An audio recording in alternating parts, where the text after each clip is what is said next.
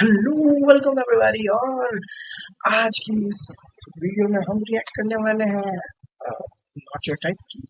तुम्हें पता है Indore cleanest city of India है। यहाँ सरकार ने सख्त मना किया है कि तुम चिप्स खा के रोड पे पैकेट नहीं फेंक सकते। तो लोगों ने पैकेट खा के रोड पे चिप्स फेंकना चालू कर दिया। और इंदौर क्लीनेस्ट ये पता किसने लगाया है? क्योंकि ऐसे तो किसी के दिमाग में नहीं आ सकता कि इंदौर में कूड़ा कितना होगा। तो अगर अभी तक तुम्हें समझ नहीं आया तो मैं इंदौर से हूँ। हाँ, ऐसे फालतू में तो किसी को शौक होगा नहीं कि चलो यार इंदौर की बेइज्जती करते हैं, और सिर्फ इंदौर की करेंगे। मन्नू, इस बार अहमदाबाद को बीच में मत लाना। इंदौर में कोई कुछ करता ही नहीं कि भाई गंदा हो जाएगा। वहां पे सब लोग सुबह उठ के ताला लगा देते हैं और दूसरी सिटीज चले जाते हैं कचरा करना है। तुम अभी जाके देखोगे इंदौर पे ताला लगा हुआ रहेगा। यहाँ तुम किसी का गला काट दो, कोई दिक्कत नहीं, लेकिन काटने के बाद उसे गीले कचरे और सूखे कचरे में ध्यान से डालना। 400 लोगों को टपका दिया, 300 बच्चों को उठवाया, 5 बवासीर वाले अंकलों को पिटवाया। आज तक मुझे कोई पकड़ नहीं पाया, तुमने कैसे पकड़ा?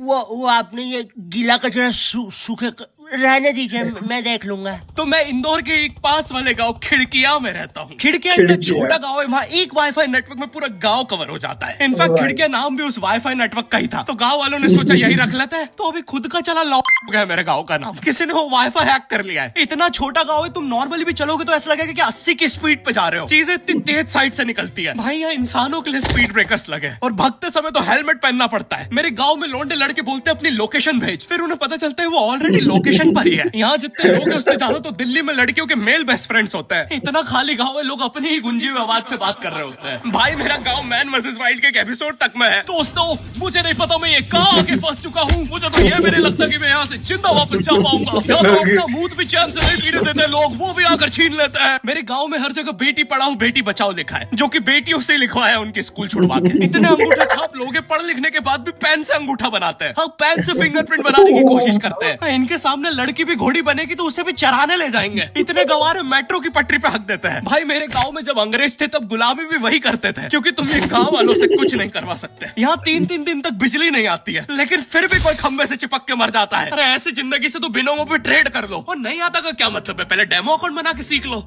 टावल बांधकर निक्कर स्लीपर में एक दीदी तुम्हें पढ़ाती थी। वो दीदी के घर पे इतने सारे बच्चे आते थे पढ़ने, दीदी को पता ही नहीं कौन क्या है। दीदी छोड़ो, बच्चों को नहीं पता टीचर कौन है। एक बच्चा पढ़ाई में अच्छा है, सब लोग उसको ही टीचर समझ रहे हैं। वो बच्चे ने अपनी अलग कोचिंग खोल रखी है बीच में। वो नए नए टीचर्स लेके आ रहा है। स्टूडेंट्स, ये है मिस्टर अब्राहम जी, अब से आपको केमिस्ट्री यही पढ़ाएंगे। वो दीदी के घर में दीदी से ज्यादा सक्सेसफुल हो गया है। दीदी अभी भी एक कमरे में है, उसने दूसरे कमरे में बिल्डिंग बना दी। इतने छोटे छोटे बच्चे कोचिंग जाते हैं आजकल, और वो बेचारे आज और कल ही जा पाते हैं, क्योंकि परसों तो उन्हें कोई ओमनी वैन में पकड़ के ले जाता है। इतना कंपटीशन आ गया है, बच्चे 6वीं 7वीं छोड़ के यूपीएससी प्रिपरेशन कर रहे हैं, और वो फिर भी फेल हो जा रहे हैं। हाँ, क्योंकि यूपीएससी वाले उधर 6वीं 7वीं के क्वेश्चन पूछ रहे हैं। एक क्वेश्चन था यूपीएससी का कि तुम कितनी बार 100 में से 10 माइनस कर सकते हो, और आंसर है 1 बार, क्योंकि फिर तुम 90 में से 10 माइनस कर रहे हो। ये एग्जाम से आईपीएस पुलिस ऑफिसर बनते हैं। अब समझ में आ रहा है देश में इतना क्राइम क्यों है। आधा क्राइम तो आईपीएस वाले ही कर रहे हैं एग्जाम वालों को मार के, कि सालों 17-17 घंटे पढ़ा के ये पूछ रहे हो। तो मेरे गाँव में जो कोचिंग थी, भाई उसका सर 10th पढ़ा पढ़ा के सन की हो गया था, क्योंकि भाई उसकी जिंदगी 10th की लूप में फंसी हुई है। उसकी 10th खत्म होते ही फिर चालू हो जाती है। बच्चों के मम्मी पापा उन्हें 10th के बाद कंप्यूटर गिफ्ट करते हैं। सर के पास 70 कंप्यूटर हो गए हैं। हाँ, उनके मम्मी पापा आज तक गिफ्ट कर रहे हैं, और वो भी उस जमाने का विंडोज एक्सपी। सर बेचारा सारे कंप्यूटर जोड़ के GTA 5 खेलता है।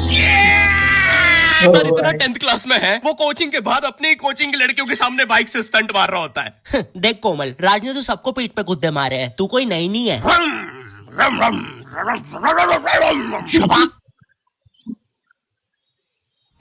पीठ पे कुत्ते मारने वाला राज।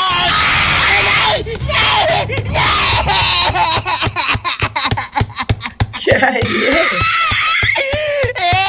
मेरी कोचिंग के बाहर हर साल एक बड़ा सा बैनर लगता था। उस पे जिस बच्चे के 90% बनते हैं उसकी बड़ी सी फोटो लगती है, और जिसके 60% बने हैं वो बड़ी सी फोटो लगा रहा होता था। वो 60% वाले बच्चे की इतनी सी फोटो आती है कोने में, वो भी खिल्ली से कूटी हुई। हाँ, बैनर के बाकी कोनों को ग्लू से चिपकाया है, बस इसकी फोटो पे खूंटा ठोक रखा है। और हर कोचिंग में ना एक पैटर्न जरूर होता है कि आगे वाले बच्चे का तो कंफर्म है, वो तो टॉप करेगा ही करेगा। उसकी तो हाथों की रकीलों तक में 96% बना है। मुझे दिखाया उसने, मैं डर गया। बाद में ट्यूमर निकला वो। भाई तू इलाज करवा ले यार अपना। चलता है तू। 96।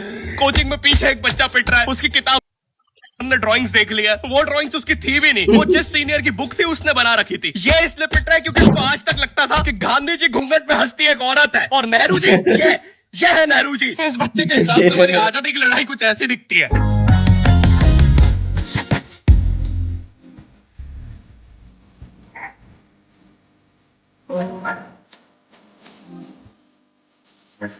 फिर आते हैं हमारे बोर्ड एग्जाम्स। बोर्ड एग्जाम्स में मिलते हैं हमें डिफरेंट सेंटर। प्राइवेट स्कूल के बच्चे जाते हैं गवर्नमेंट स्कूल में, गवर्नमेंट स्कूल के बच्चे जाते हैं प्राइवेट स्कूल में। और भाई बहुत डिफरेंस होता है दोनों स्कूल में। प्राइवेट स्कूल के बच्चे बोलते हैं हमारे स्कूल के नीचे कब्रिस्तान है। गवर्नमेंट स्कूल के बच्चे बोलते हैं एक इन दोनों को देखना, इन दोनों को देखना। स्कूल के बच्चे बोलते हैं हमारे स्कूल के नीचे कब्रिस्तान है। ये क्या कर रहे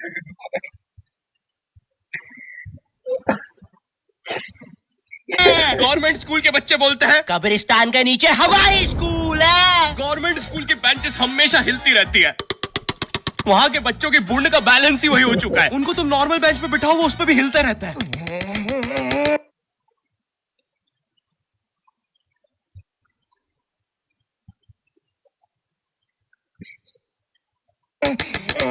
और भाई यहाँ की टॉयलेट ये बस टॉयलेट के लिए यूज नहीं होता है। अरे तुझे श्रेया का नंबर याद है क्या? चल मेरे साथ। कहाँ? अरे बाबा यहाँ तुझे किसी भी लड़की का नंबर मिल जाएगा। श्रेया अग्रवाल, श्रेया बंसल, श्रेया शर्मा, श्रेया राजा ने मिल गया। अरे लेकिन ये तो बंद है। अरे तो टेंशन की क्या बात है, इधर आइए ना, इधर बाकी नंबर भी है, चेक करिए। श्रेया जियो, श्रेया एयरटेल, श्रेया आइडिया। हेलो श्रेया। हाँ बोल।